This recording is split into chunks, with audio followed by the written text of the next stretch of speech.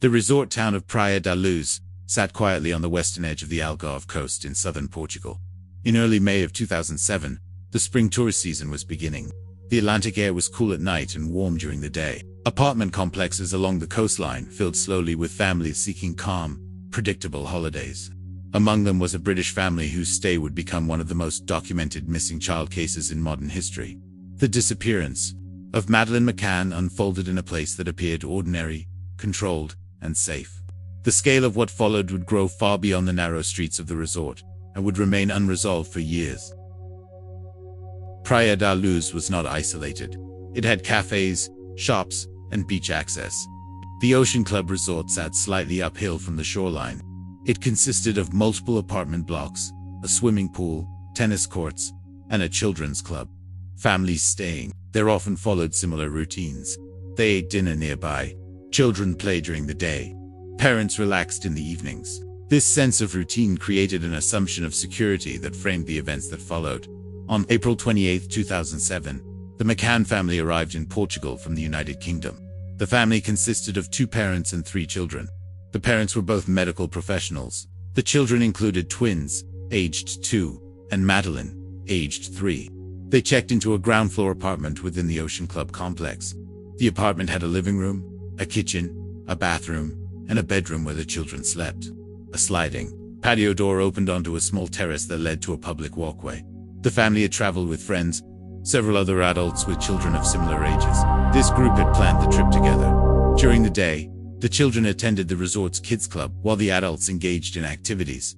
The group typically reunited in the evenings. Dinner was often taken at the tapas restaurant inside the Ocean Club. The restaurant was located roughly 50 meters from the McCann apartment. It was within line of sight for parts of the walkway, but the apartment itself was not directly visible from the dining area. In the days leading up to May 3rd, the family followed a consistent pattern. The children ate dinner earlier, then were put to bed around 7 p.m. The parents later joined their friends for dinner. Throughout these evenings, the adults periodically returned to their apartments to check on their sleeping children. These checks were informal and staggered among the group. On May 3, 2007, the day began normally.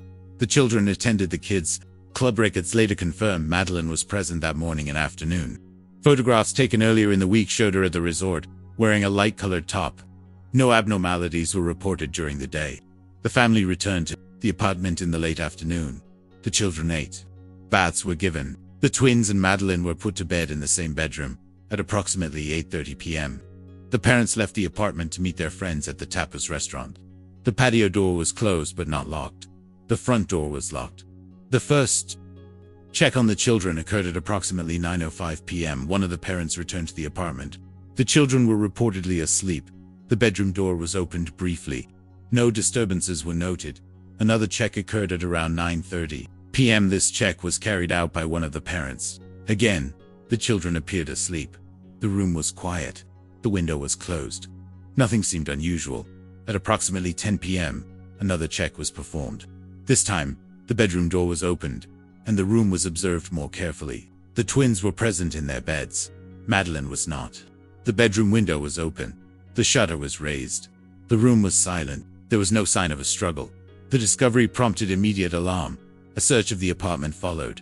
The parents exited the apartment and alerted friends and nearby resort staff. Within minutes, guests and employees began searching the surrounding area. Calls were made to emergency services. Portuguese police were notified shortly after. Local police arrived and began initial procedures. The search extended beyond the apartment complex. Roads, nearby buildings, and beach areas were checked. Resort staff assisted. Dogs were not immediately deployed. Border alerts were not immediately issued. These early hours would later become a central focus of criticism and review. As the night progressed, the scale of the response increased. Officers secured the apartment. Witness statements were taken from the parents and their friends. Timelines were reconstructed. Media attention began almost immediately due to the presence of foreign tourists and the age of the missing child. The following morning, May 4th, the case became international news. British authorities were informed. The British government offered support. Portuguese police assumed jurisdiction as the disappearance occurred within Portugal. Search efforts intensified. Volunteers joined organized searches. Helicopters surveyed surrounding land. Dogs were eventually introduced to search for scent and remains. The apartment became a focal point of forensic examination. Investigators collected samples. The window and shutter were inspected. The patio door and surrounding walkway were documented. Reports later indicated that initial forensic processes were delayed or limited due to contamination from early foot traffic. As days passed, no confirmed sightings emerged. Witness statements varied. Some individuals reported seeing a man carrying a child on the night of May 3rd. Descriptions were inconsistent. Time frames overlapped with other routine movements within the resort. These reports were logged but not immediately verified. The media presence grew rapidly. Journalists arrived from multiple countries. The case dominated headlines. Images of Madeleine were distributed globally. Posters appeared across Europe. Fundraising efforts began to support private investigation and awareness campaigns. Portuguese police pursued multiple lines of inquiry. These included the possibility of abduction by a stranger, involvement by someone within the resort, or accidental circumstances followed by concealment. No theory was confirmed. The lack of physical evidence limited progress. Within weeks, attention turned increasingly toward the parents. On September 7, 2007, both parents were formally named as suspects under Portuguese law. This status, known locally as arguido, allowed investigators to question them more directly. The designation did not imply guilt but indicated suspicion. The parents denied any involvement. This development shifted public perception. Media coverage became more polarized. Supporters emphasized the lack of evidence. Critics questioned the decision to leave the children unattended. The parents cooperated with authorities, but also faced legal restrictions during questioning. In September 2007, Portuguese prosecutors cited forensic reports involving trace evidence detected in the apartment and a rental vehicle obtained weeks after the disappearance. These findings were contested by experts and later described as inconclusive. No charges were filed. In July 2008, Portuguese authorities formally closed the investigation, citing insufficient evidence to proceed. The suspect status of the parents was lifted. The case was archived. No resolution had been reached. In response, British authorities reopened the case. In 2011, a formal review began. This evolved into a full investigation known as Operation Grange. British police reviewed thousands of documents. New witnesses were interviewed. Old leads were re-examined. Operation Grange identified multiple persons of interest based on prior witness descriptions and movements. Composite images were released. Public appeals were renewed. Despite extensive effort, no definitive conclusion emerged. Years passed. Periodic updates were issued. Searches were conducted in Portugal and elsewhere in Europe. Funding for the investigation was extended multiple times. Each extension reflected the unresolved status of the case and its continued public significance. In 2020, German authorities announced they were investigating a suspect in connection with the disappearance. This individual had a history of criminal offenses and was known to have been in the Algarve region at the time. German prosecutors stated they believed Madeleine was dead. No physical evidence was publicly presented.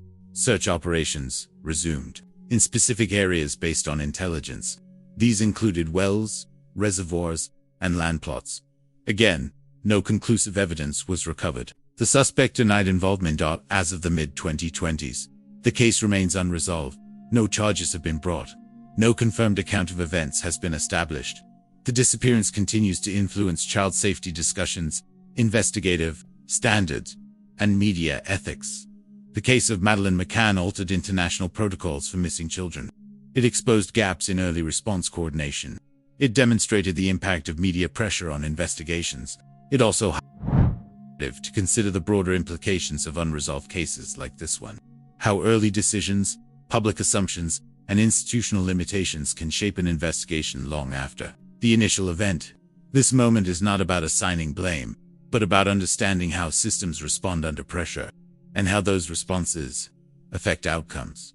The investigation continued quietly through administrative reviews and periodic operational actions. Public interest never fully disappeared. Each development renewed debate. Each pause reinforced uncertainty. The absence of closure remained a defining characteristic of the case.